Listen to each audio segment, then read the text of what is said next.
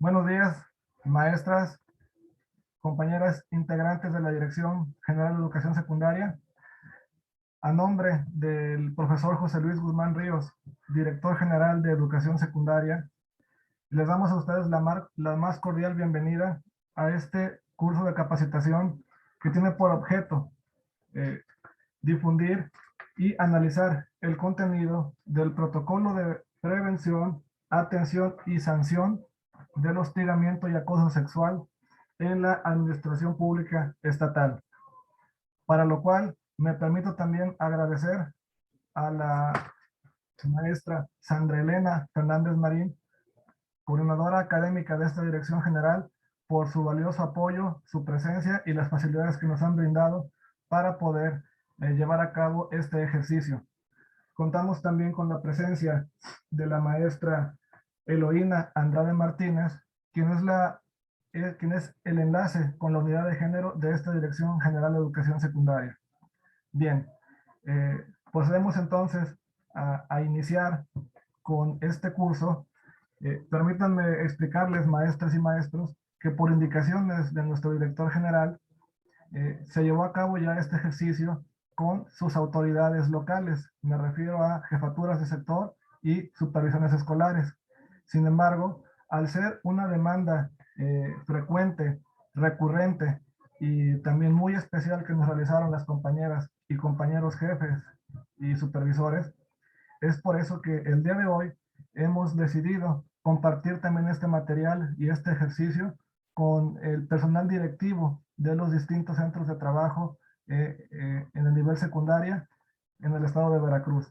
Maestras y maestros directores, empezamos entonces con este ejercicio en el que vamos a detallar en primer lugar la estructura y el contenido de nuestro protocolo, el cual, como ustedes bien saben, se publicó en la Gaceta Oficial del Estado de Veracruz el día 23 de marzo del año 2020.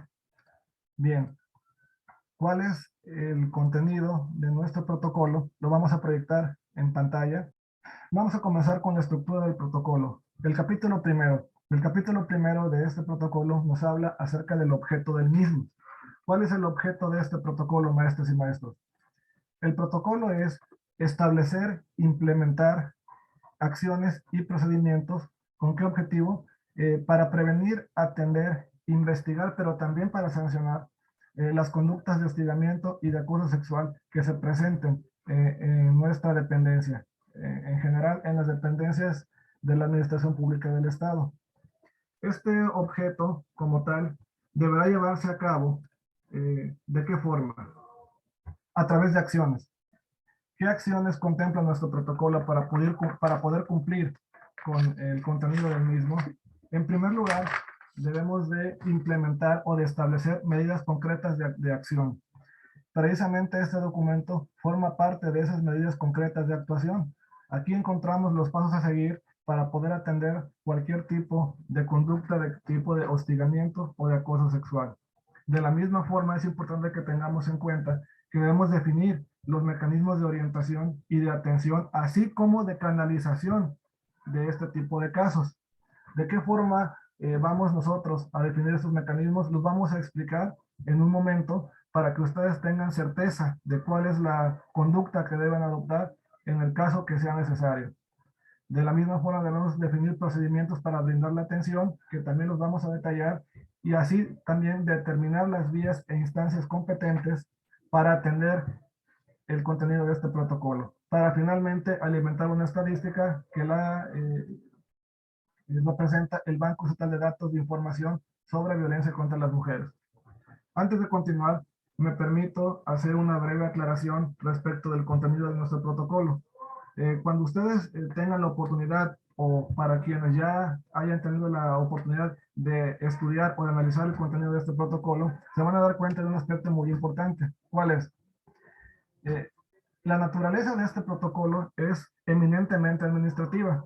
Por eso, el mismo contempla a dos áreas, que son las encargadas y las competentes para llevar a efecto su cumplimiento. ¿Cuáles son estas dos áreas, maestros y maestros? La primera es la unidad de género de esta Secretaría de Educación. Y la segunda es un área que, aunque no depende jerárquicamente de la Secretaría de Educación, sí tiene competencia e injerencia en nuestro ámbito educativo, que es el órgano interno de control, misma que depende a su vez de la Contraloría General del Estado.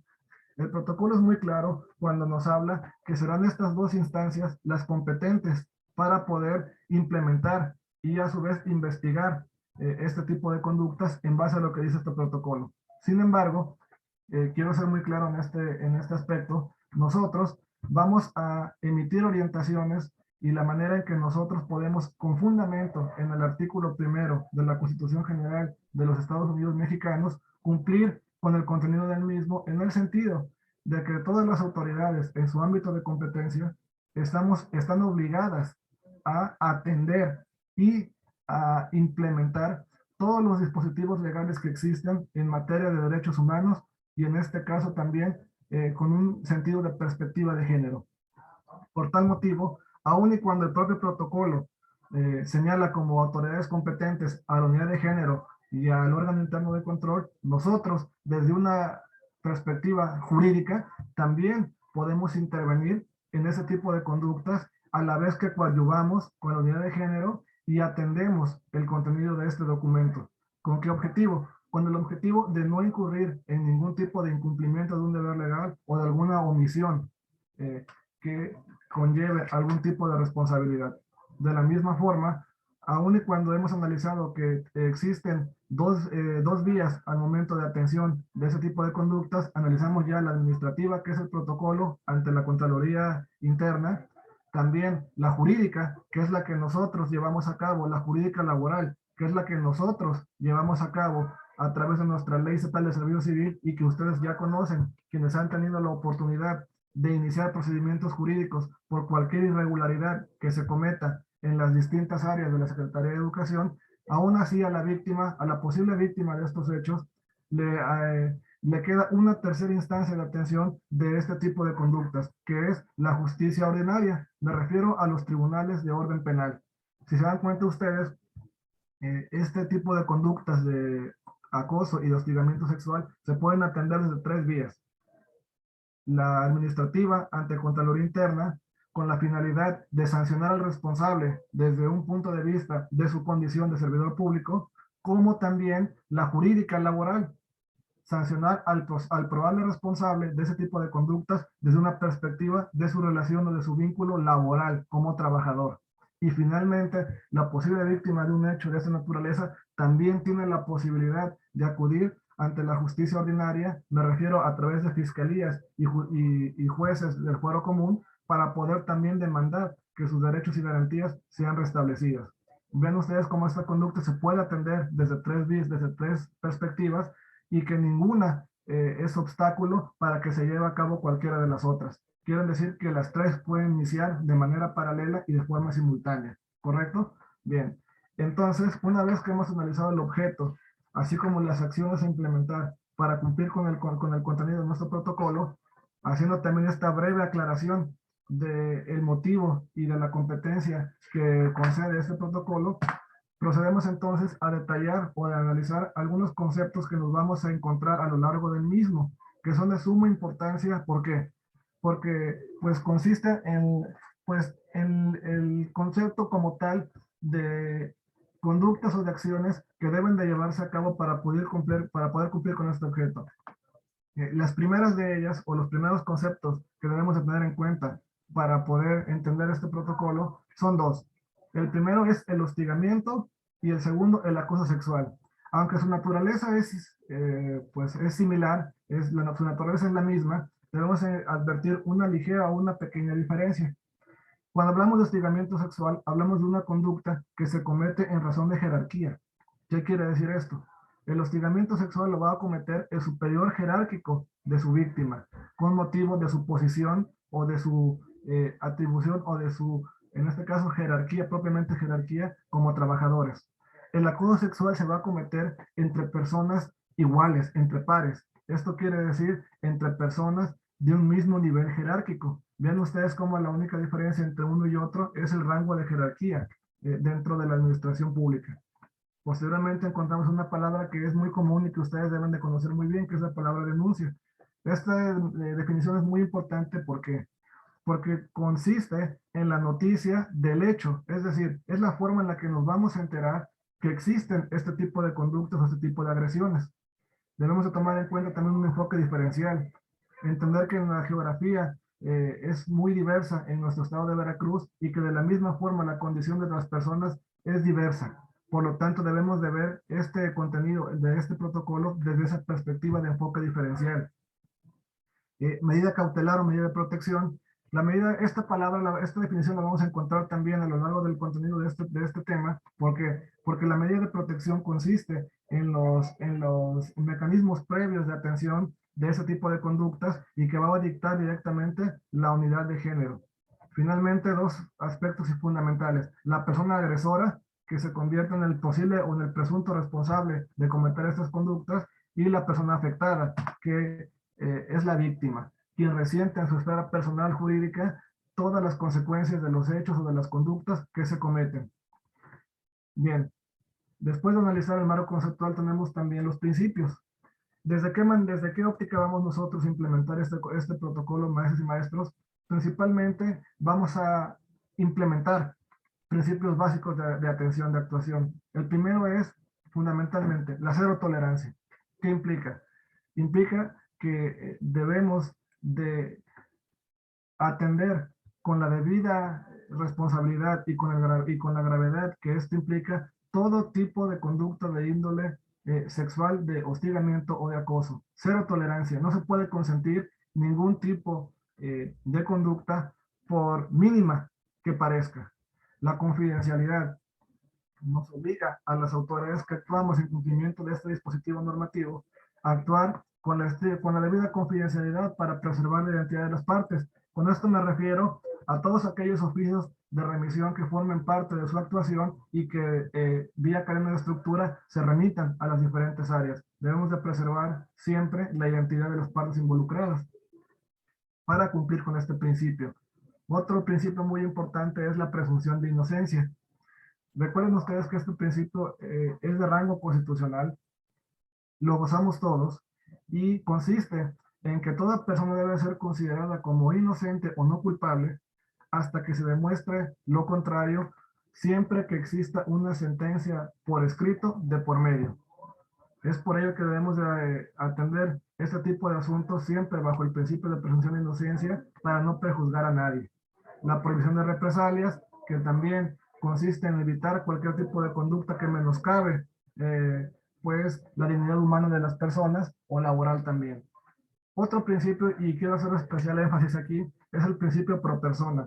También otro principio ya de rango constitucional que encontramos en la Ley Estatal de Víctimas de Veracruz y que vamos a utilizar mucho para efectos del cumplimiento de este protocolo. ¿Cuál es? El principio pro persona obliga a todas las autoridades en su ámbito de competencia a resolver o actuar siempre en forma benéfica para la víctima. Esto quiere decir evitar, en la medida de lo posible, hacer pasar un desgaste emocional o psicológico o adicional al que ya puede presentar cualquier una de las víctimas de este tipo de conductas. La no discriminación ni de presunto responsable ni de posible víctima por el simple hecho de verse involucrados en hechos de este tipo. Y finalmente la buena fe. ¿A qué nos referimos con la buena fe? Debemos entender que todas las personas que son víctimas de conductas de este tipo, dado el alcance y la gravedad que representan, en el momento que deciden denunciar este tipo de hechos, lo hacen porque evidentemente resienten en su esfera jurídica y en su persona los efectos de estas conductas. Por lo tanto, no debemos menospreciar nunca ninguna denuncia de esta naturaleza sin que le demos la oportunidad a la víctima de que se realice una investigación previa, un procedimiento laboral para poder esclarecer o deslindar responsabilidades. De esa manera nosotros estaremos actuando en base a estos lineamientos, estos principios jurídicos que nos marca el protocolo y podemos entonces de empezar ya a dar cumplimiento al mismo. Todos esos principios yo estoy seguro que ustedes ya los aplican en el día a día y cuando ha sido necesario iniciar procedimientos jurídicos por algún tipo de irregularidad que puede ser desde falta de asistencia o inasistencias injustificadas hasta algún tipo de hechos de falta de probidad u honradez.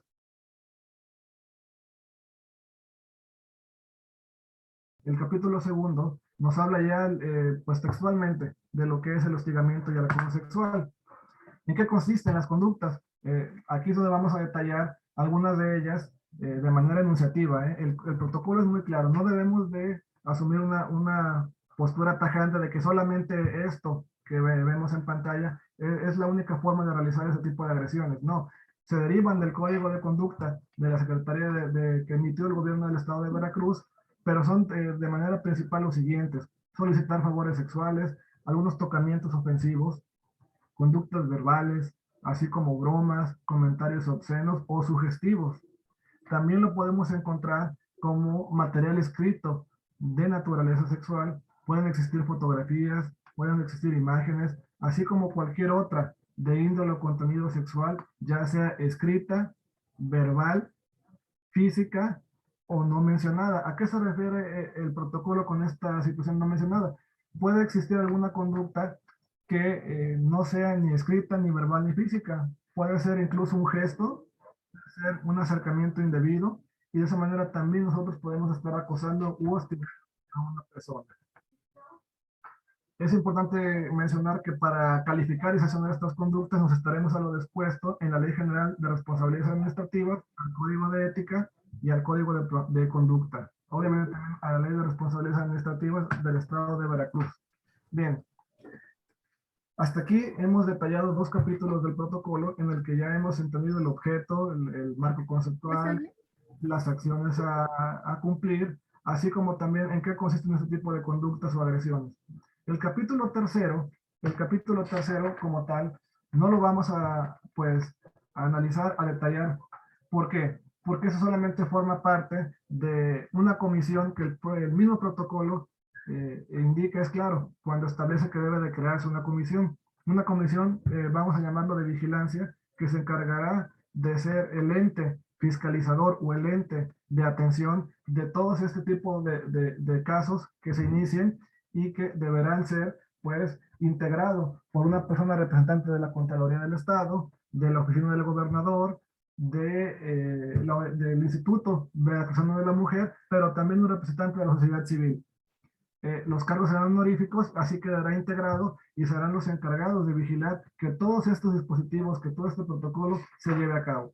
Dentro del capítulo tercero, es importante destacar también que nos indica cuál es la función o en qué consiste la actuación de la unidad de género. La unidad de género es un ente, un organismo que forma parte de la estructura de la Secretaría de Educación de Veracruz y que en base a lo que nos dice el propio protocolo es el organismo encargado de recibir y de diligenciar todo lo que tiene que ver con naturaleza de hostigamiento y acoso sexual.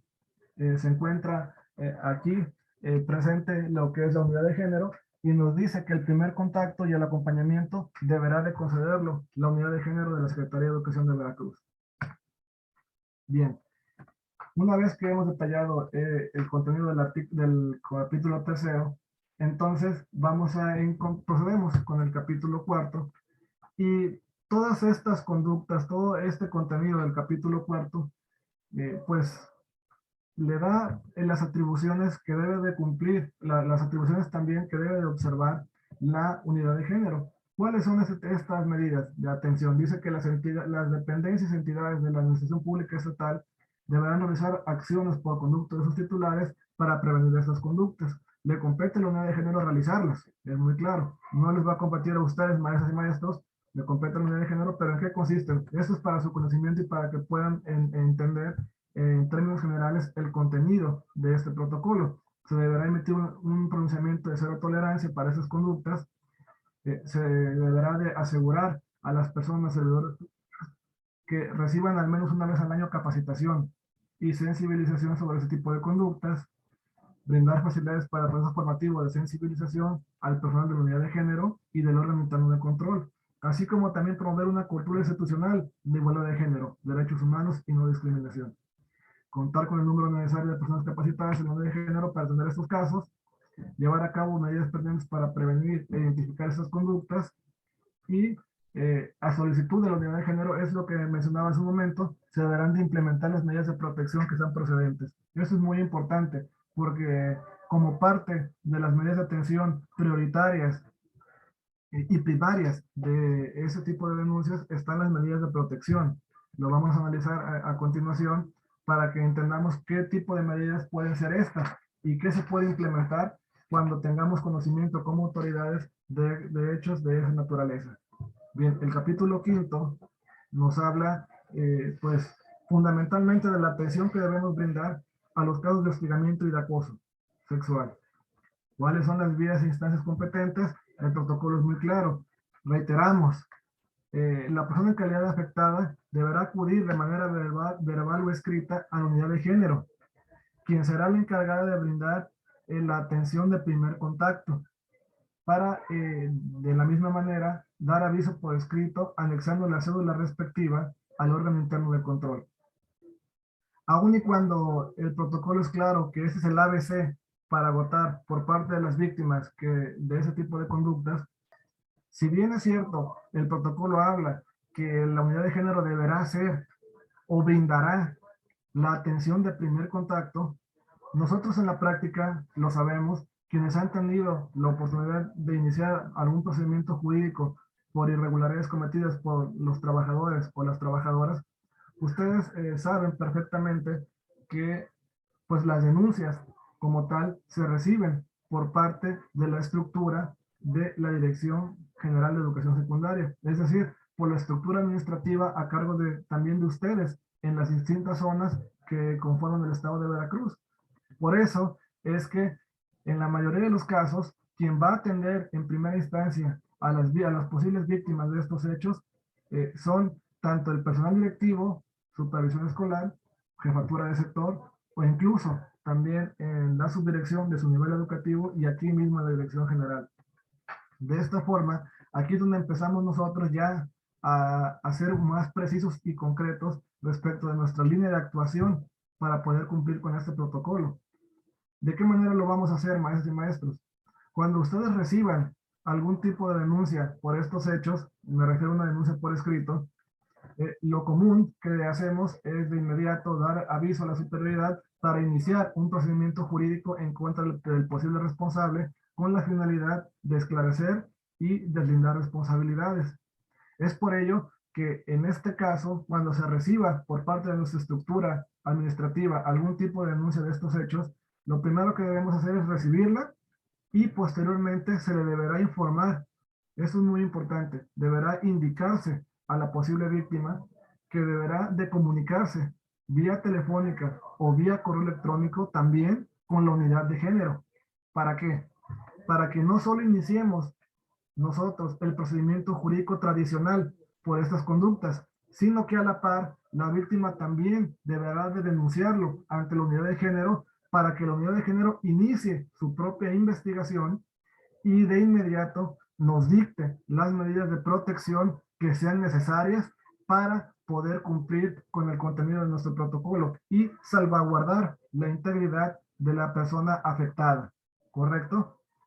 Aquí es donde hacemos ya la primera distinción y la primera medida de atención de nosotros como autoridades educativas para poder cumplir con este protocolo. Que aun y cuando el protocolo es claro, cuando nos menciona que la unidad de género será quien brindará la atención de primer contacto, sabemos en la práctica que en centro de trabajo quienes reciben por primera vez esa denuncia somos nosotros. Por eso debemos de recibir la denuncia para iniciar un procedimiento tradicional a la par que le decimos a la víctima que deberá de informar de inmediato, denunciar los hechos también ante la unidad de género para su debida atención. A ver, aquí vemos también un flujograma en el que analizamos cuál es la mecánica, el órgano interno de control, se inicia la investigación, un informe. Entonces, el protocolo también nos habla acerca de los conflictos de interés, que ninguna persona que tenga algún tipo de interés personal en los asuntos podrá conocer del mismo, deberá de excusarse. Eso es eso es básico, es totalmente entendible en casos de conflicto de interés. Y también nos detalla el ABC o el procedimiento a seguir, el procedimiento que se debe agotar por la unidad de género, que dice recibir denuncia por escrito, conjunto con las pruebas, también puede ser verbal ante el órgano interno de control, y de esa manera se iniciará la investigación por parte de unidad de género y del órgano interno de control. Pero insisto, esta es su investigación de tipo administrativa. Se brindará orientación, se informará sobre los derechos que le asiste a la víctima para interponer su denuncia formal, pero en ningún caso se obligará o se coaccionará a la posible víctima a interponer una denuncia penal. ¿Correcto? En este caso nosotros no estamos obligados a dar vista a ninguna autoridad penal, a ninguna fiscalía, a ninguna procuraduría respecto de estos hechos.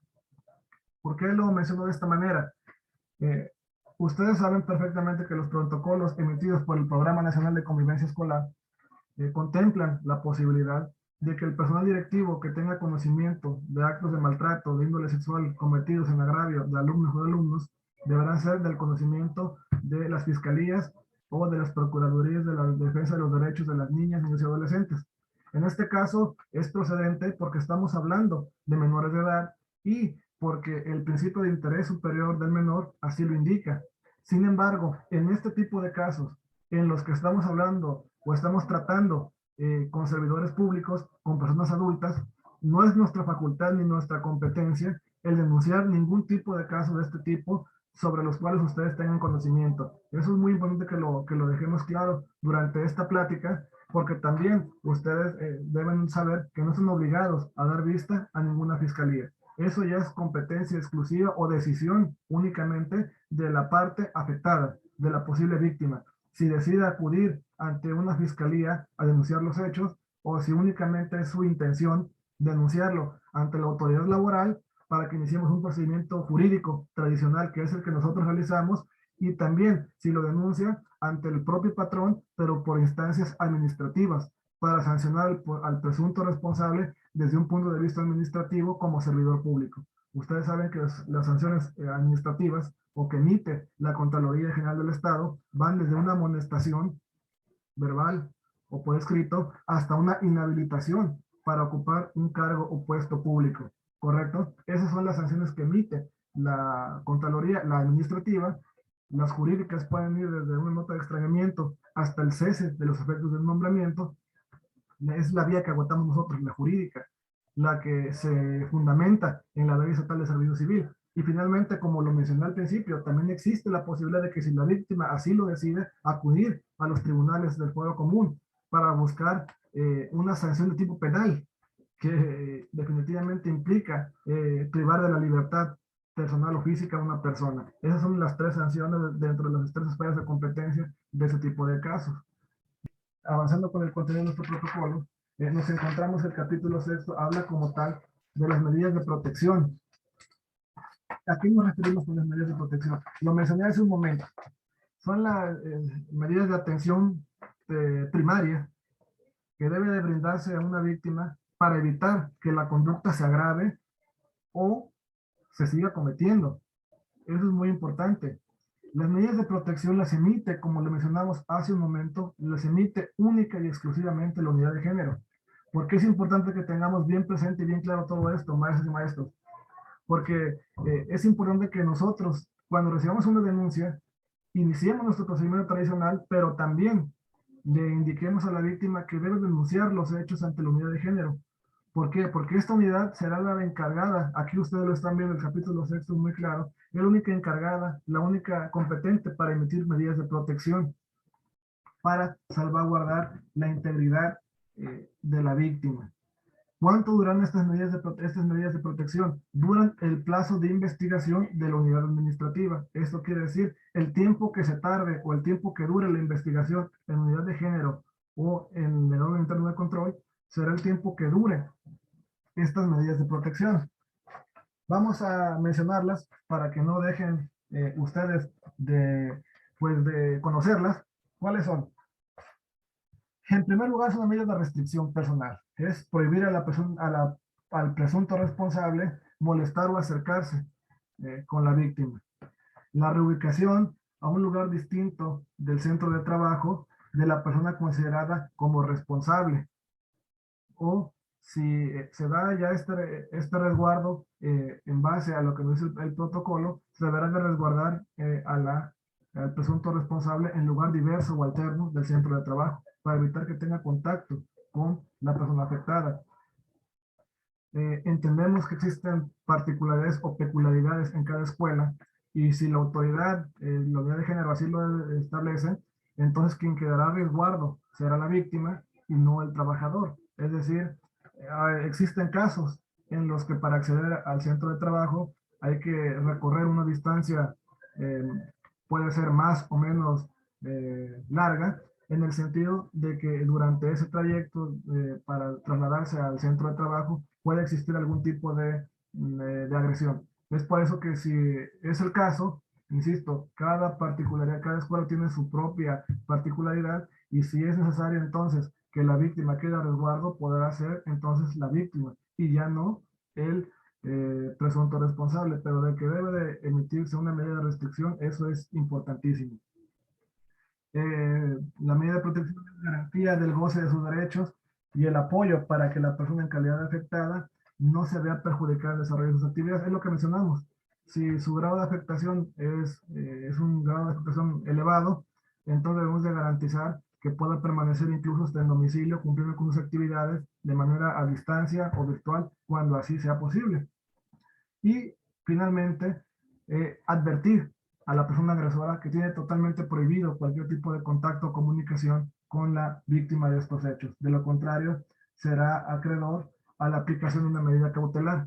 La medida cautelar la emite el órgano interno de control y es con motivo de las que ya se dictaron de protección y que en su caso puedan no ser respetadas por el presunto responsable. Entonces la Contraloría puede dictar otro tipo de medidas que deberán de ser cumplidas por el presunto responsable, por el presunto agresor.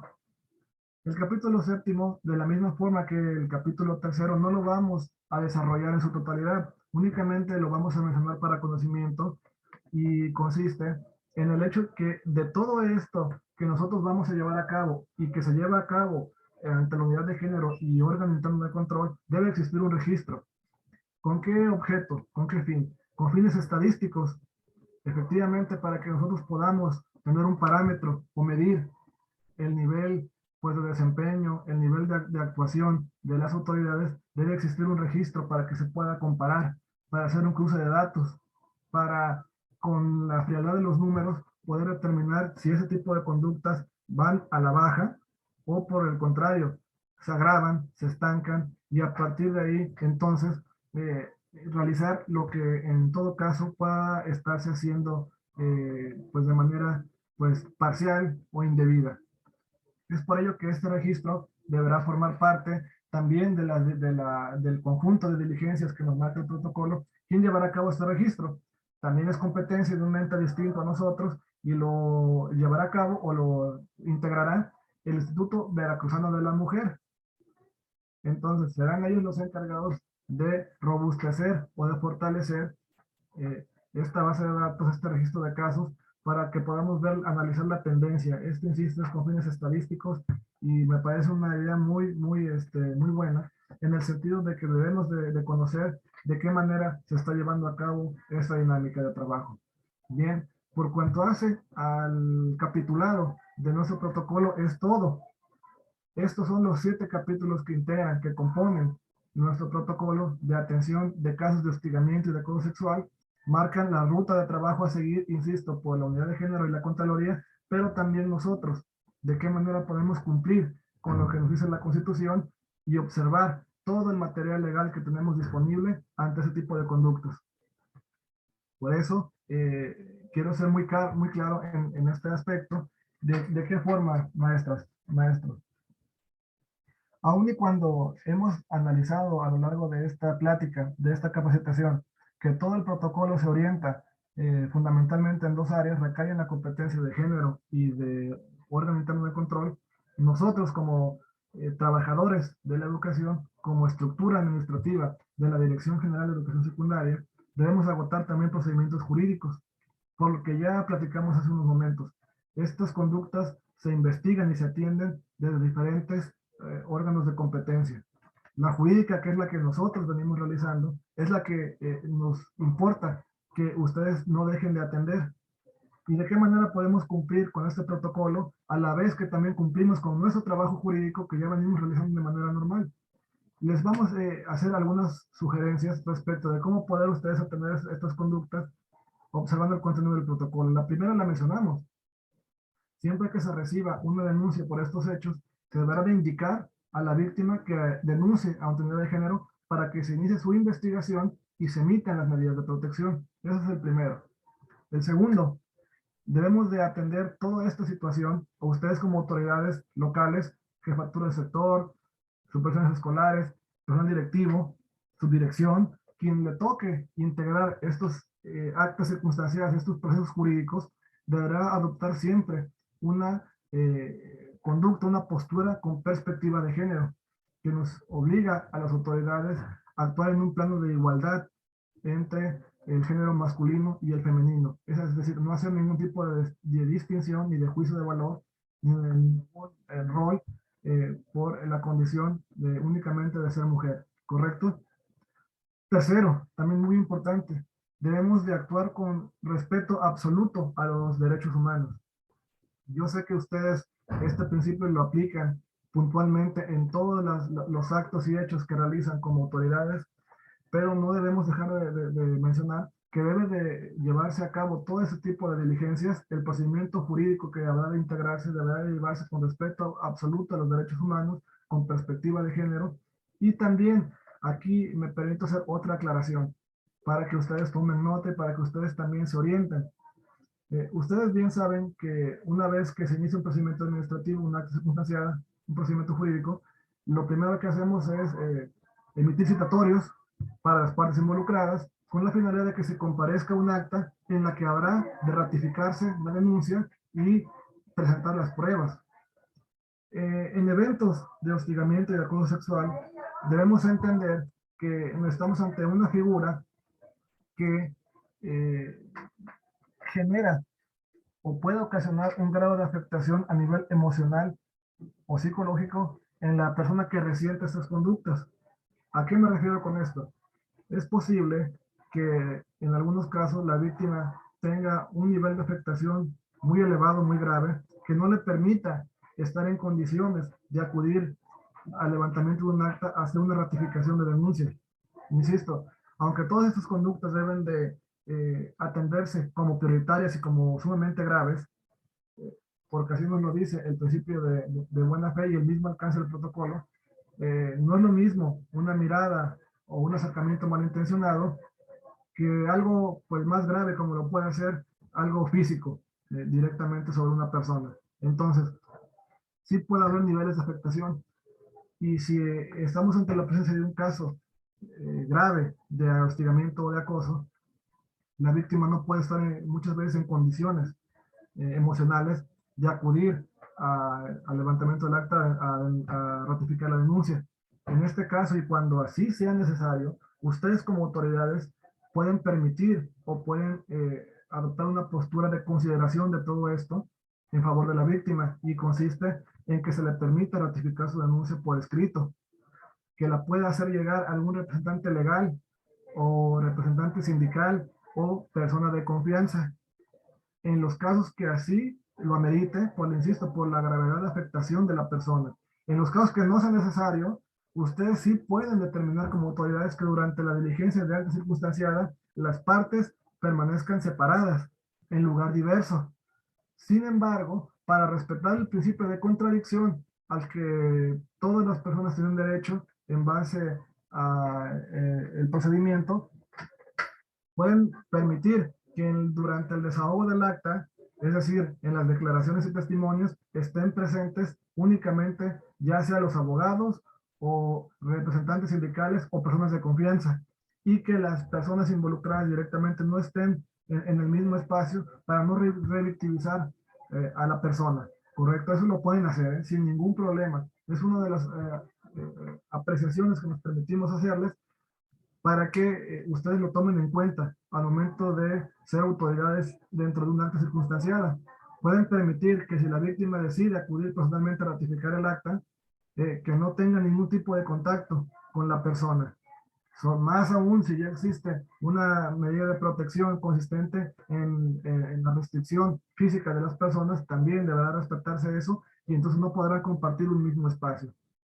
Bien, estas consideraciones que estamos realizando, esperemos que sean de suma utilidad para todos ustedes, que es el objetivo y es pues la intención de nuestro director general, el profesor José Luis Guzmán Ríos, que ustedes tengan los elementos necesarios, herramientas fundamentales para poder actuar ante ese tipo de hechos, siempre respetando el debido proceso y sin que nosotros entremos en en un plano de invadir esferas de competencia, porque eso es muy importante. Nosotros debemos de actuar siempre conforme a nuestro reglamento, a nuestra ley, sin invadir atribuciones de la Contraloría o de la Unidad de Género. Sin embargo, por eso es que también finalmente me permito hacer una última sugerencia, una última petición a ustedes, autoridades que llevarán a cabo actas circunstanciadas por hechos de hostigamiento sexual o de acoso sexual. ¿En qué consiste?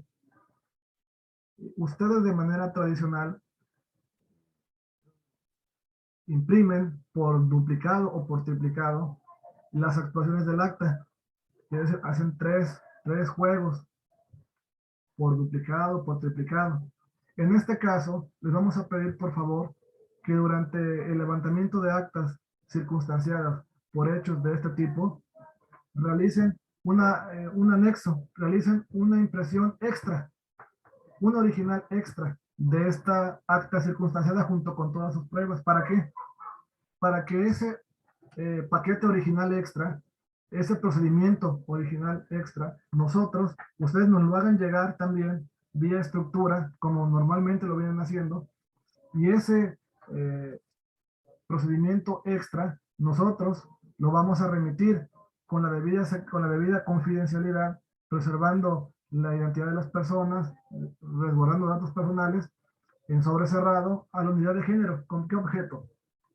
Con el objeto de que nuestro trabajo jurídico, nuestros testimonios, pruebas y declaraciones, que ya ustedes nos hicieron el grandísimo, el enorme favor de realizar en centro de trabajo, nosotros con ese procedimiento le vamos a dar vista a la unidad de género con todas nuestras actuaciones y diligencias jurídicas para que ellos lo puedan integrar a la investigación administrativa que deberán haber iniciado ya por ese mismo hecho y que tomen de ahí lo que les sea, eh, pues, lo que les pueda servir. Esto lo mencionamos porque en experiencias que hemos tenido ya acerca de ese tipo de trabajos, y no solamente de género, sino también hablando de cuestiones de ética, que también hubo por ahí trabajos de investigación que debían realizarse, nos pudimos dar cuenta que ya en la práctica, quienes terminaban realizando el trabajo de investigación en centro de trabajo era la estructura de la Dirección General de Educación Secundaria, es decir, desde el personal directivo hasta jefaturas de sector. Así es. Entonces, ¿por qué les pedimos a ustedes que nos den un anexo de este procedimiento, un juego extra, para que nosotros, nuestra investigación, nuestro trabajo jurídico, se integre al de ellos y de alguna forma también tengan conocimiento de la investigación y de las pruebas que ya se ofrecieron por esos hechos? De esa forma podemos cumplir con nuestro trabajo a la vez que coadyuvamos en lo administrativo con la unidad de género y con la Contraloría Interna, que finalmente, cuando ya unidad de género tenga integrada su investigación, deberá remitirla por protocolo a Contraloría Interna para que a su vez sea la Contraloría General la que resuelva esta investigación administrativa para la sanción que sea procedente, ¿correcto? Y se derive a la par de que nosotros podemos resolver nuestro aspecto jurídico, también es administrativo, y si la víctima así lo decidió, ya también estaría en curso una investigación ante fiscalía. Pero, pues finalmente, son las observaciones o las precisiones que nos permitimos realizar para su conocimiento y para que ustedes tengan herramientas que les sirvan de base para poder actuar ante ese tipo de casos. En pantalla, aquí como parte de la exposición de la presentación, tenemos los datos de la unidad de género de la Secretaría de Educación, nombre de la titular, los teléfonos, la dirección. ¿Para qué? Para que ustedes los tengan también por ahí muy a la mano y cuando sea necesario indicar a las posibles víctimas que denuncien ante esta unidad, tengan por ahí los datos de identificación y de contacto rápido para que puedan comunicarse y que se inicie la investigación por parte de ellos. Recordemos que es muy importante que se haga. Entonces, con estos datos se les comunican a las víctimas que hablen por teléfono y que denuncien. Ahí les pasarán correo electrónico para que por ahí hagan llegar sus denuncias. No quiero terminar mi intervención sin antes informarles que como parte de la presentación, el profesor José Luis Guzmán Ríos, nuestro director general, nos pide que aprovechemos el tiempo con ustedes para también hacerles llegar material o formatos de citatorio, de acta circunstanciada, de notificación, de razón de notificación o de cita de espera. ¿Con qué objeto? Con el objeto de que ustedes los tengan muy a la mano y en los casos que sea necesario, les sirva de orientación para poder realizar estos documentos. Y en el momento de instrumentar actas circunstanciadas por algún tipo de irregularidad, tengan un fundamento o tengan por ahí una medida de orientación, ¿correcto? De esta forma, ustedes también tendrán a la mano esos formularios, estos formatos que les servirán únicamente como guía, como base, para poder iniciar ustedes también sus procedimientos administrativos, sus procedimientos jurídicos, ¿correcto? Forman parte de la investigación. Bien, tenemos por aquí un apartado, la legislatividad, de lo que hemos analizado este día, y les pediría por ahí que no dejen de visitar esos enlaces, esas ligas, en las que encontrarán no solamente el protocolo completo, sino también la ley de víctimas, ley de derechos de niñas, niños y adolescentes, responsabilidades administrativas, de mujeres, de la mujer a un acceso a una vida libre de violencia.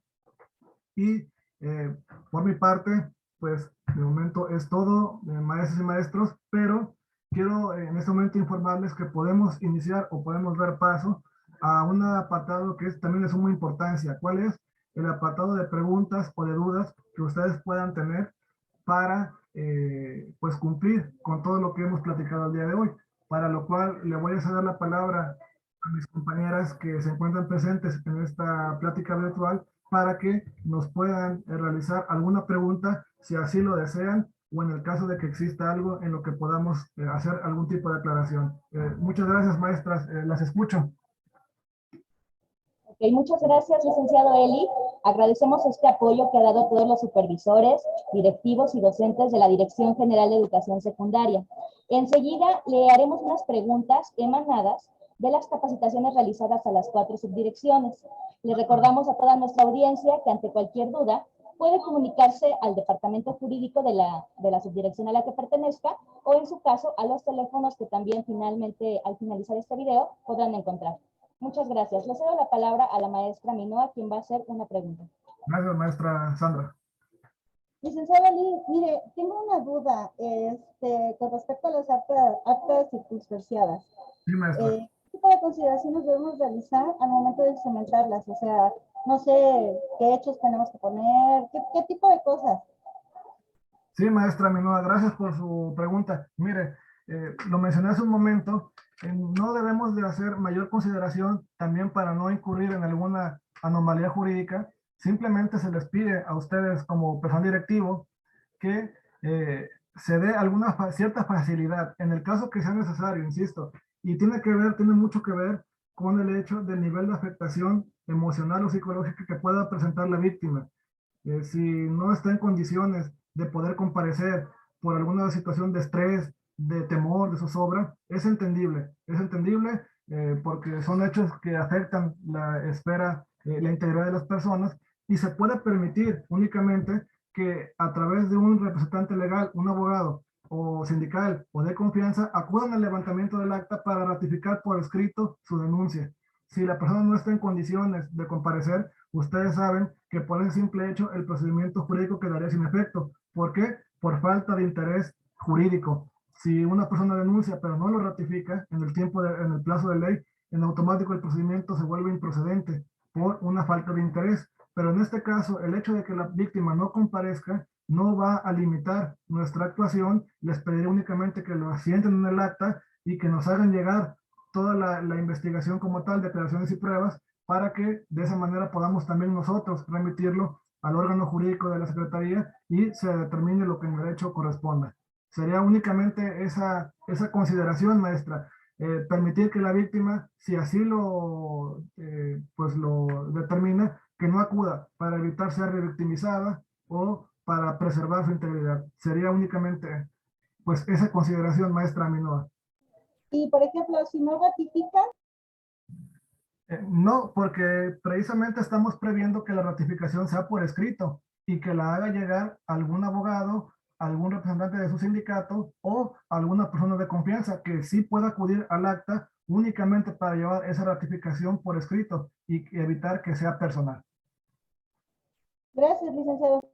Sí, maestra, usted. Licenciado Eli, hola, buenos días.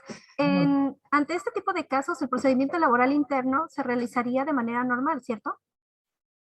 Maestra Jessica, gracias por su pregunta. Así es, maestra Jessica, nosotros estamos pidiéndole a ustedes, compañeros, que evitemos invadir esferas de competencia en esas investigaciones para evitar entrometernos o inmiscuirnos en la competencia de la unidad de género y del órgano interno de control. Estamos pidiéndoles a ustedes, compañeras y compañeros, que realicen un procedimiento tradicional, normal, fundamentado en la Ley Estatal de Servicio Civil, la cual, insisto, es nuestra competencia. Y de esa forma, nosotros iniciamos procedimientos tradicionales. No deben de guardar ningún tipo de confidencialidad en la identidad ni de los citatorios ni del acta, porque, insisto, no estamos actuando bajo los principios o los reglamentos administrativos ni de género. Estamos actuando con fundamento en la Ley del Servicio Civil, y ahí sí es importante que los citatorios vayan dirigidos de manera clara y precisa a las personas involucradas. No podemos guardar ningún tipo de confidencialidad ahí porque estamos violentando el debido proceso. Insisto, esto es jurídico. La perspectiva de género la vamos a adoptar nosotros como autoridades al momento de tratar y de realizar las diligencias, pero no quiere decir que debemos de preservar ningún dato en ningún documento que iniciemos fundamentado en leyes en la Ley Estatal del Servicio Civil. Por eso la pregunta de la maestra es muy importante, porque debemos de entender que vamos a hacer procedimientos normales. No vamos a salirnos de lo que venimos trabajando, únicamente a tener la consideración del tipo que preguntó hace un momento mi compañera, la maestra Minor. Sería lo único que podemos entender como diferente o distinto a lo que normalmente se hace. De ahí en más, todo debe ser totalmente igual, maestra Jessica. Claro que sí. Dígame, maestro Moisés. Bueno, antes que nada, buenas tardes a todos. No escuché, pero parece que nos van a mandar un formato de acta circunstanciada, ¿no?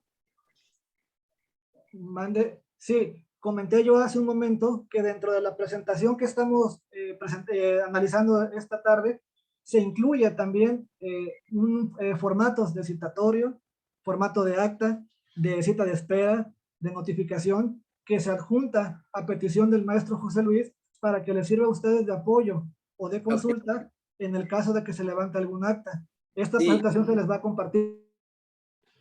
Sí, lo comento por lo siguiente, porque nosotros a lo largo del ciclo escolar, por lo regular estamos levantando actas de hechos, actas circunstanciadas, pero siempre, como no tenemos esa formación legal, ¿no? Siempre lo hacemos con temor por el debido proceso, ya que ¿cómo le llaman? La jurisprudencia, esa situación va cambiando.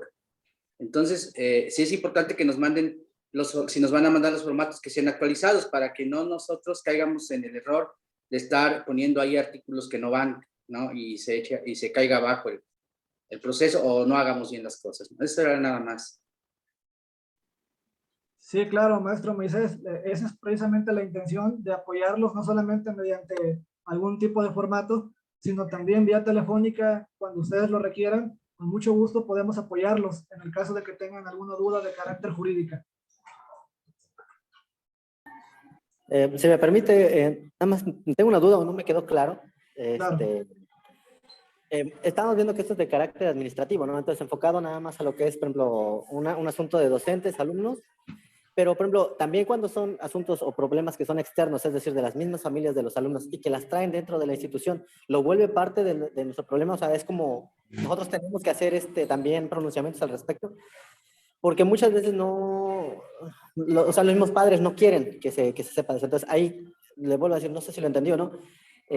Ahí también tendríamos que nosotros tomar parte en esta situación, hacer la denuncia entre la unidad de género. Maestro Israel, mire, como lo explicó el licenciado Miguel, el pronunciamiento de cero tolerancia remite a la unidad de género. Va dirigido a todos los integrantes de la comunidad escolar. Sin embargo, nosotros solamente vamos a orientar nuestra actuación en educación. Obviamente, si una persona ajena a la institución realiza ese tipo de conductas al interior de la escuela, la víctima de este hecho deberá acudir a la justicia, a los tribunales ordinarios, en este caso a la Fiscalía de Justicia. ¿Por qué? Porque nosotros no tenemos jerarquía ni competencia para actuar en contra de un particular. Solamente podemos actuar en este caso cuando las partes involucradas sean trabajadoras de esa Secretaría de Educación. Ok, le agradezco mucho. Sí, maestro. Mire, lo que pasa es que nosotros anteriormente habíamos trabajado con los protocolos ACIAEM, que es de orientaciones para la detección, prevención y actuación en casos de abuso sexual infantil, acoso escolar y maltrato en las escuelas de educación básica. La verdad, ahora sí que por problemas de conexión, no pude escuchar desde el principio esta reunión, pero entiendo que este protocolo es para casos dentro de la educación pública estatal, por eso APE, ¿no?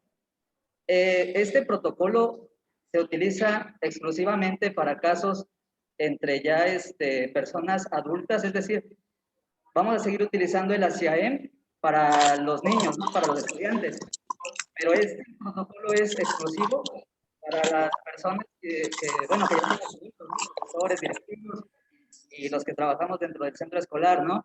No tiene que ver esto con los niños, ¿no? Esto ya es más bien una situación en la administración pública estatal, desde Secretaría de Educación Pública y todas las dependencias de gobierno, ¿no? Es mi duda. Así es, maestro. Como usted bien dice, nosotros debemos seguir aplicando estrictamente, en el caso que estén involucrados alumnas o alumnos, los protocolos contra el acoso escolar, emitidos por el Plan Nacional de Convivencia Escolar. En este caso, el protocolo nos orienta para atender situaciones de este tipo, pero entre servidores públicos. Por eso la naturaleza administrativa, porque este protocolo nos ve no como trabajadores, no como una relación obrero-patronal, sino como una relación de servidores públicos. En ese sentido, es por ello que ante hechos de este tipo entre servidores públicos, deberemos de aplicar esta orientación, me refiero a la unidad de género y Contraloría, para su investigación. Sin embargo, nosotros estamos sugiriendo que ustedes, a la par que inicien un acta circunstanciada jurídica por estos hechos, podamos también coadyuvar con ellos, con el material o con el trabajo que ustedes nos ayudan cuando ha sido necesario realizar allá en centro de trabajo, maestros y maestros. Y de esa manera podemos también apoyar con nuestras investigaciones, con nuestros procesos, a que esto se fortalezca por la vía administrativa. Y cumplimos, no caemos en ningún tipo de omisión ni de incumplimiento a lo que nos obliga la Constitución Política de nuestro país, a todas las autoridades a atender tanto este como todos los dispositivos normativos. Y en este tema en específico, en materia de hostigamiento y de acoso sexual, pero también que pueda violentar la perspectiva de género. Es por ello que sí, se deben de utilizar para nuestros alumnos. Disculpe, ¿sí me escucha?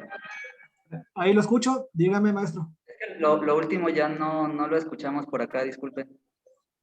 Sí, repito, que en el caso de nuestros alumnos o alumnas, ocupamos protocolos de convivencia escolar y entre servidores públicos, lo que dice este protocolo. Me refiero a orientarlos a que acudan a la unidad de género también para denunciar, sobre todo por las medidas de protección. Muchas gracias. Eso era mi duda. Muchas gracias. Ya entendí. Sí, maestro, para servirle. Bien, aprovecho entonces en lo que alguien más tiene alguna inquietud. Ese es el objetivo. Saber que tenemos ya un protocolo que está pidiendo la unidad de género y a la Contraloría que intervengan también para atender este tipo de conductas como servidores públicos, independientemente de que la víctima decida también agotar la vía jurídica con nosotros en un proceso tradicional, pero también tiene la posibilidad de atenderlo en los tribunales de orden penal.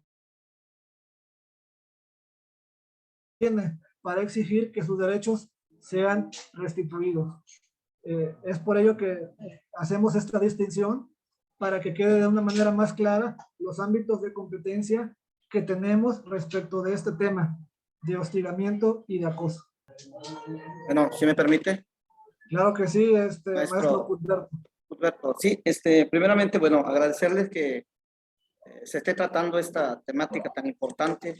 Considero yo que es preocupación de todos, ¿no? De todos, sobre todo quienes tienen esa función de aplicar esto. Es muy importante, ¿no?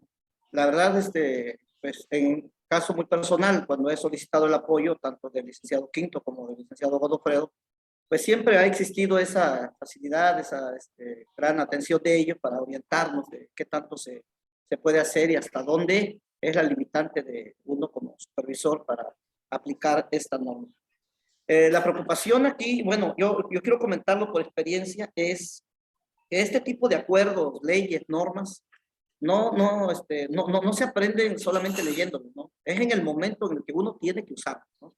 Yo tuve la oportunidad, la desgracia de aplicar este acuerdo de protocolo para la prevención, atención, del que estamos tratando, precisamente porque se acaba de dar un caso.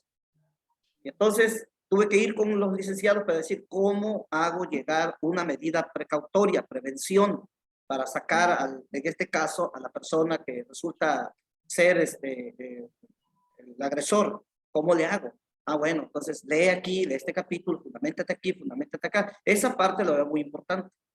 Pero no solamente, mire, en estos momentos, se está llevando a cabo en una escuela un requerimiento de una maestra por maltratar a los niños. Y eso me hizo no solamente ver este acuerdo, imprimir otro acuerdo más que se llama Ley para la Protección de los Derechos de Niñas, Niños y Adolescentes, el título segundo, artículo 32. Si no se da el caso, no lo conozco. Estoy obligado a revisarlo. Ahora, no solamente el acuerdo. Por ejemplo, tengo yo impreso desde que me se dio el caso, que me mandaron a varios, ¿no? El acuerdo sobre la facultad para levantar actas circunstanciadas sobre incidencias de personal, que es el acuerdo 042-2003. Ese es uno.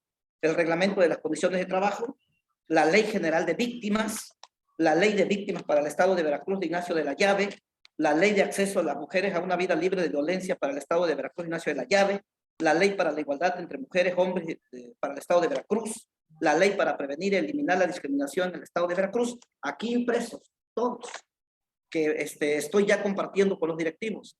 Es un poquito tedioso, ¿no? Meterse ahí, pero creo que en un momento que tenemos que disponemos de algún tiempecito por ahí, es importante revisarlo. ¿En qué momento se nos queda un poco en la cesera? En el momento que tenemos que hacer uso de esas normas, de esos acuerdos, ¿no? Entonces, ¿qué quiero yo sugerir en el caso de ustedes desde la Dirección General y la Subdirección de Secundarias Generales? Que haya más pláticas como esta, porque falta mucho más, no solamente es el protocolo. El protocolo te lleva a otras normas, te lleva a otros acuerdos, te lleva a otras leyes. Y eso es donde entonces se da una serie de dudas, ¿no? Yo tengo ya 32 años en el servicio, como muchos de los que están aquí, pero con experiencias diferentes sobre la aplicación de la misma norma, ¿no? Porque los casos son distintos, ¿no? Créeme que si no se da el caso ahorita, bien de lo que se está dando ahorita, del maltrato de una maestra, o sea, no, menores, pues entonces no conozco el título segundo, artículo 32 de la ley para proteger los derechos de niñas, niños, ¿no?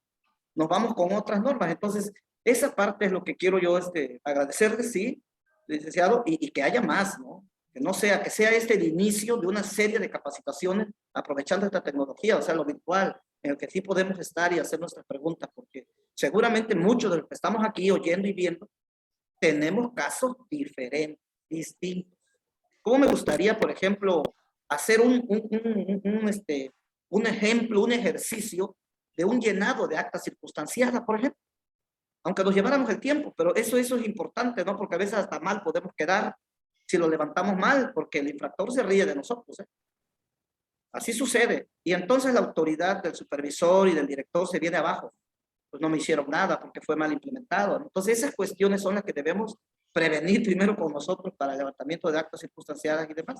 Entonces, pues que no sea esta la primera reunión, que haya mucho más. Yo sé que hay mucha capacidad de ustedes como parte jurídico y, pues hay disposición para escucharlo. Gracias, Juan. Gracias, maestro Cuthberto. Tiene usted mucha razón. Así es. El acervo jurídico es bastante amplio y más ahora que se ha hecho una debida atención y se está difundiendo mucho la preservación y protección de los derechos humanos. Es por ello que se han realizado estos protocolos, incluso los protocolos permítame decirle que contra el acoso escolar del Programa Nacional de Convivencia, tienen su fundamento, se han inspirado totalmente atendiendo a estas leyes que usted acaba de citar. Contemplan ya todas estas medidas con fundamento en todas estas leyes que usted ha hablado de niñez, de menores de edad, de derechos humanos y sobre todo de nuestros alumnos y alumnas, que son los que están a cargo del cuidado de ustedes como autoridades y trabajadores de la educación, de todos nosotros.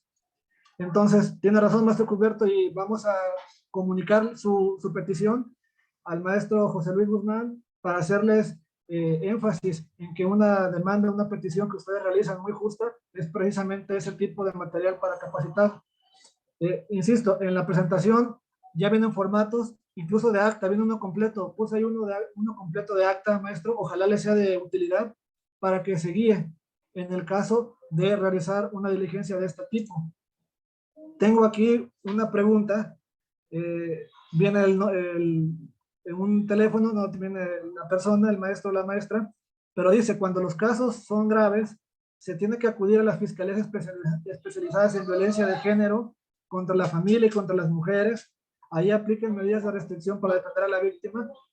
Mira, esta pregunta que está disponible ahí en el chat, la podemos responder de la siguiente forma. Nosotros, como autoridades educativas, no estamos obligados a darle vista a ninguna fiscalía. ¿Por qué? Porque no estamos tratando un asunto que involucre a menores de edad. Cuando este tema se lleva a cabo en perjuicio de algún menor, en base al interés superior del menor, debemos dar vista a la Procuraduría de la Defensa de los Niños y a la Fiscalía. Pero en este caso, al hablar de adultos, hablar de mayores de edad, queda totalmente en su decisión el acudir a la justicia civil, a la justicia ordinaria, para demandar por ahí, para presentar su denuncia de hechos. Nosotros no estamos obligados a denunciar ningún tipo de acoso ni de hostigamiento en contra a voluntad o disposición de la parte afectada. En ese sentido, no podemos nosotros extralimitar nuestra función denunciando a alguien. Sería instancia de parte. Y para quien hizo la pregunta, espero que haya quedado claro. Eli, si me permites. Diga, maestro Gilberto. Sí, yo nada más un comentario que puede ser de gran utilidad para los inspectores, para los jefes de sector y para los directores. De decir que sean cuidadosos cuando un maestro se acerca a darles una queja. ¿Sí? Porque pueden ser acusados de omisión y entonces se involucran en el proceso que están denunciando los maestros de los que se están quejando. Por otro lado, también hay que tener cuidado a las situaciones de preferencias personales, independientemente de la equidad de género. Cuando se presenta un conflicto interno y el director tiene preferencia por tal o cual profesor, que quiera, o peor cuando se trata de un niño, que el maestro quiera cubrir o proteger al maestro en las declaraciones y levanta el acta de manera tendenciosa, sin recabar toda la información del tengo que ir a WhatsApp. O del menor. Ajá. Tengan cuidado con su celular. Ahí también puede presentarse, ahorita que veía lo que puso Galaxy, que es 59, recordé yo que pueden ir a llevar el acta a la Procuraduría de Protección del Menor y se va contra el director o se va contra el inspector si el acta fue levantada de manera dolosa.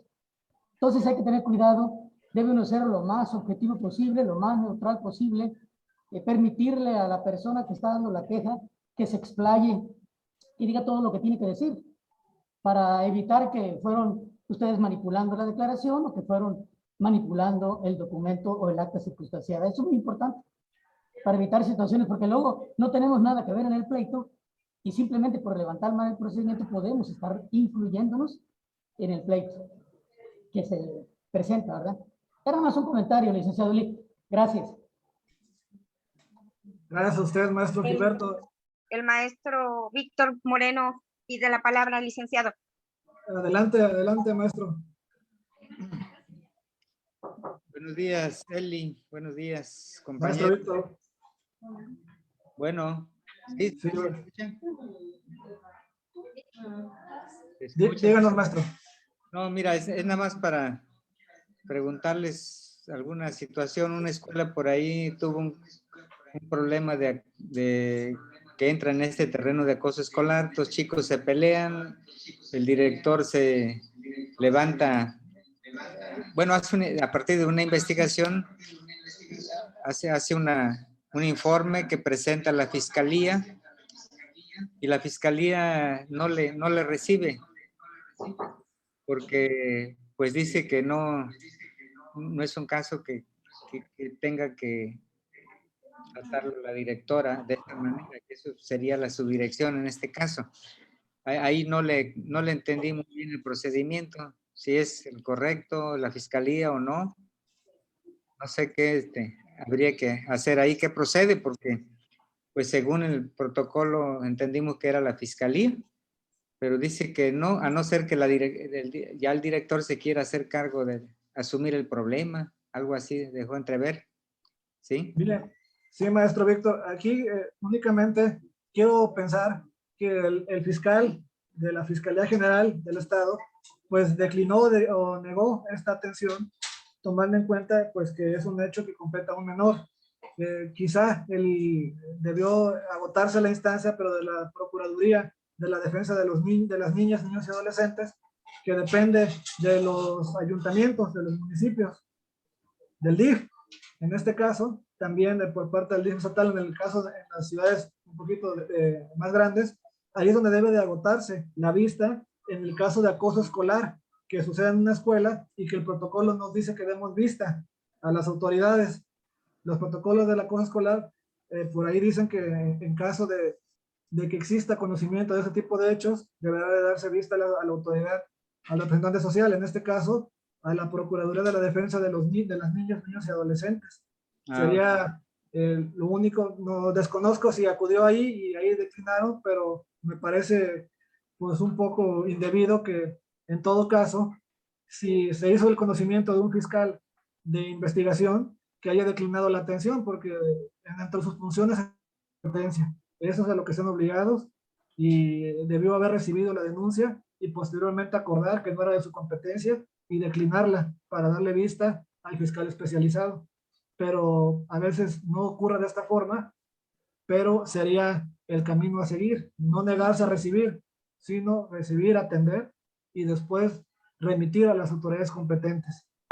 Ok, Eli, sí, yo sé que este tema es de menores, no es el de servidores públicos, no es de administración pública, pero tenía yo ese caso y como pues lo están manejando en cuanto al tema de acoso, en este caso es de menores. Pero bueno, te agradezco para a los servirle, maestro. participantes, buen día, un abrazo. ¿Me aquí la maestra. ¿Me permites, maestro? Licenciado. Diga, maestro Lío. Primero agradecerle a esa disposición del trabajo de esta charla, de veras que hace mucha falta, es muy importante. Aún los que tenemos muchos años de servicio, hemos trabajado esta parte legal, tenemos dudas y hemos encontrado en ustedes, en el jurídico, en nombre del sector 02, mi reconocimiento porque todo el apoyo que hemos tenido para resolver los casos que se han presentado y además la disposición del director general para que nos vayan pues, apoyando en esto que para nosotros es un tanto difícil. Hay una terminología que todavía no la manejamos bien, pero esperamos que hoy con la información que nos van a dar, con los documentos, pues podamos hacer un trabajo mejor, tal y como lo requiere la misma Secretaría y tal vez para nosotros mismos, para hacer un trabajo de calidad. Yo le agradezco mucho. A nombre del sector 02, gracias, licenciado. Licenciado Eli, mi pregunta es referente a, ¿debemos dar vista a la unidad de género de esa Secretaría de Educación de Veracruz con la denuncia que se reciba? Gracias, maestra Eloína. Sí, mire, para que nosotros podamos cumplir con el contenido del protocolo, por eso fuimos muy claros, debemos de pedirle a la víctima que por favor nos haga llegar, se comunique de inmediato a la unidad de género para que se inicie con la investigación por parte de esta unidad. De lo contrario, nosotros podemos darle vista cuando ustedes nos remitan todas las diligencias que ya se realizaron, con ese anexo que van ustedes a realizar, lo vamos a hacer llegar de la misma forma a Unidad de Género para darles vista de lo que nosotros ya hicimos. Sin embargo, es muy importante que le pidamos enérgicamente a la posible víctima que a la par que está denunciando con nosotros, si somos el primer contacto, me refiero a que si la víctima se acerca a denunciar por cercanía, por facilidad, con un subdirector, con un director, supervisor o jefe de sector, por estar más próximo a ellos, entonces recibimos la denuncia y le pedimos en ese momento a la posible víctima que se comunique vía telefónica de forma urgente a la Unidad de Género para que se emitan de inmediato en el inicio de su intervención las medidas de protección, que como ya vimos, puede ser la restricción, puede ser separar a las partes, puede ser permitir que la persona trabaje desde domicilio, ya lo determinará la Unidad de Género. Pero así es como podemos cumplir con este precepto, indicando a la víctima que se comunique mediante los medios idóneos a Unidad de Género, maestra Eloína. Le agradezco mucho la información, licenciado Eli. A usted, maestra, gracias. ¿Alguien más, maestras? Sí, buenos días, licenciado. A mí me surge una duda. A ver, ante este tipo de conductas, ¿debemos denunciar ante la Fiscalía a los probables responsables? Gracias, maestra Karina. Miren, maestros, ustedes no tengan ningún tipo de preocupación en este caso. Miren, el protocolo es muy claro. Nosotros, ustedes, mejor dicho, quienes serán las autoridades que reciban estas denuncias, no están obligados a acudir a ninguna fiscalía a denunciar estos hechos. Hago una breve aclaración, como lo mencioné, en el caso de alumnas o de alumnos menores de edad, en los protocolos contra el acoso escolar sí nos indican que debemos dar vista a las procuradurías de menores o fiscalías para preservar el interés superior del menor. Sin embargo, en este tipo de casos que estamos hablando, que las partes involucradas son servidores públicos, personas adultas, en este caso, la potestad para acudir a denunciar ante tribunales del fuero común estos hechos delictivos le compete única y exclusivamente a la víctima. Por ese motivo, les pedimos a ustedes que no extralimiten su actuación, que no tomen una decisión por otra persona que también es adulta y que quede exclusivamente en la decisión de ellos o de ellas como víctimas acudir a denunciar ante una fiscalía este delito o posible delito de hostigamiento o de acoso sexual. Les pediría que en este caso no tengan inquietud, no van a caer en ningún tipo de omisión o de incumplimiento en el caso de que no vayan a la fiscalía. Pero seamos muy claros, en los casos de protocolos de acoso escolar sí es necesario, pueden incurrir en algún tipo de omisión si no se da vista a la Procuraduría de la Defensa de las Niñas, Niños y Adolescentes respecto de casos de maltrato o de acoso escolar. Pero eso es otro tema, no lo vamos a mezclar para no crear confusión. Los protocolos del acoso escolar son aparte, ahora estamos hablando de servidores públicos y de personas adultas propiamente. Gracias, maestra Karina. Ok, muchas gracias, licenciado. Gracias. Sí, maestra. ¿Alguien más, compañeras? Buenos días, licenciado Eli. A mí me surgió una duda sobre, ¿debemos entonces aplicar este protocolo en caso de que las víctimas sean los alumnos o las alumnas? Maestra Nelly, gracias por su pregunta. No, maestra, retomando un poco la respuesta hacia la maestra Cari, le puedo decir que no debemos de mezclar o de confundir los dispositivos normativos. Para casos de acoso escolar seguimos utilizando los protocolos del Programa Nacional de Convivencia Escolar, en los cuales se emitieron para casos de abuso sexual, maltrato y acoso sexual, pero contra los alumnos, los protocolos hacia AEM propiamente, los del Programa Nacional de Convivencia.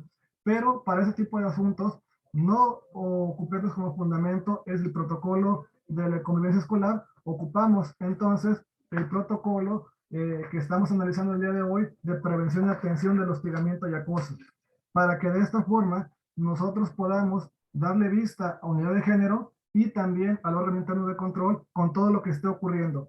Por eso es que nosotros deberemos de fundamentar nuestra conducta en esta actuación que analizamos el día de hoy y con las ligeras, pues digamos, consideraciones que ya analizamos. Utilizar perspectiva de género siempre, respeto de derechos humanos, consideración a la víctima, y con eso podremos nosotros cumplir también con el apartado extra para darle vista a unidad de género. Yo creo que ahí es bastante claro que no debemos utilizar como fundamento en este tipo de casos los protocolos del Programa Nacional de Convivencia.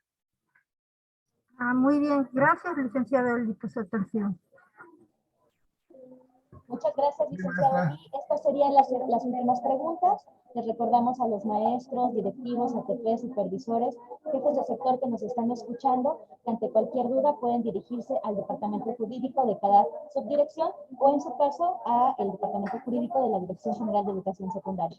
Les envía un fuerte saludo el maestro José Luis Guzmán Ríos, director general de Educación Secundaria, y estamos para servirles. Muchas gracias, maestra Sandra, y muchas gracias, compañeras, y a nombre del maestro José Luis Guzmán Ríos, les agradezco la oportunidad y que me hayan acompañado este día en este importante tema. Estoy a sus órdenes, como bien dice mi compañera la maestra Sandra Elena, para cualquier tipo de duda o sugerencia en los teléfonos de aquí de nuestra dirección general. Gracias y que tengan un bonito día. Gracias.